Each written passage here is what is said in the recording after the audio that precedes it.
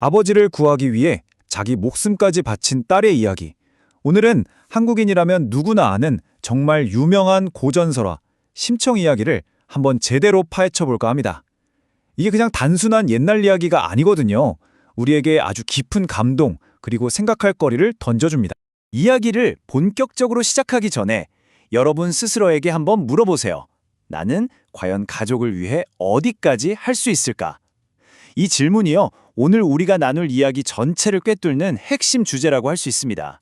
아마 들으시면서 계속 생각하게 되실 거예요. 자, 그럼 이 이야기의 주인공들을 만나볼까요? 바로 아주 특별한 부녀가 있습니다. 앞을 보지 못하는 아버지, 신봉사와 그 아버지를 정말 지극정성으로 모시는 딸, 심청이죠. 심청이가 태어나자마자 어머니가 돌아가셨어요. 그래서 아버지 신봉사는 젖동량까지 해가면서 홀로 딸을 키웠죠. 심청은 또 어떻고요? 그런 아버지를 위해서 온갖 굳은 일을 다 하면서 가난한 살림을 이끌어 나갔습니다. 정말 서로가 서로에게 전부였던 아주 끈끈한 사이였던 거죠.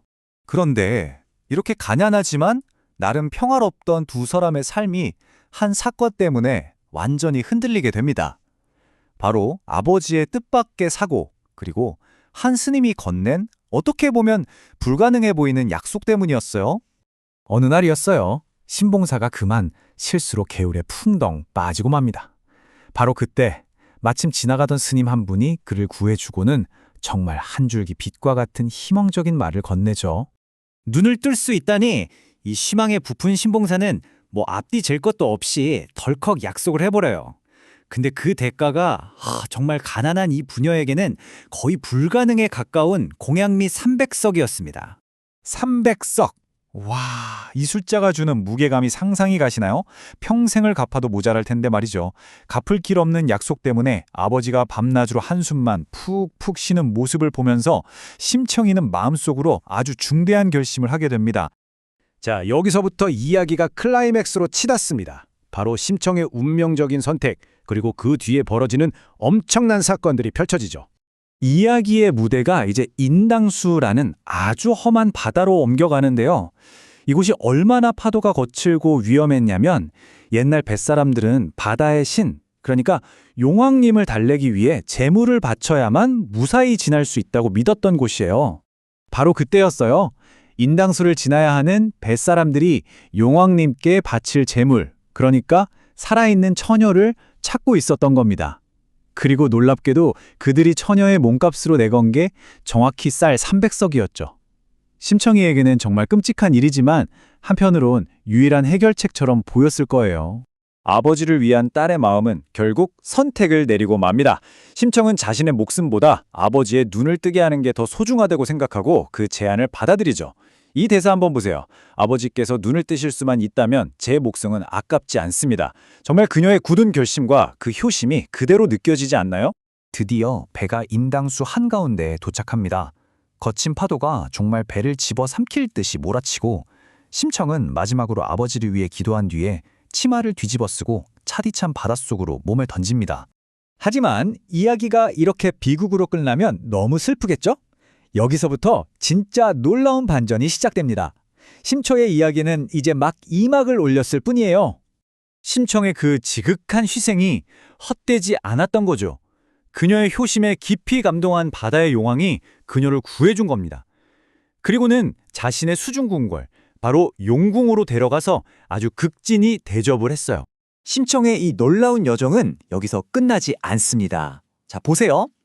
용왕의 보살핌을 받던 그녀는요, 거대한 연꽃에 실려서 다시 세상 밖으로 보내져요. 이 신비로운 연꽃이 뱃사람들에게 발견돼서 황제에게 바쳐졌는데 그 안에서 아름다운 심청이 나오니 황제가 첫눈에 반해버린 거죠.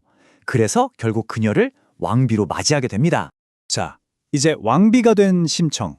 부와 명예를 모두 얻었지만 단 한순간도 아버지를 잊은 적이 없었습니다. 이제 그녀는 자신이 가진 새로운 힘을 사용해서 아버지를 찾기 위한 마지막 계획을 세우게 됩니다. 심청은요, 전국에 있는 모든 시각장애인 분들을 궁궐로 초대하는 아주 큰 잔치를 엽니다. 수많은 사람들이 오가는 그 잔치에 혹시나 내 아버지가 계시지 않을까 하는 그 간절한 희망 하나 때문이었죠.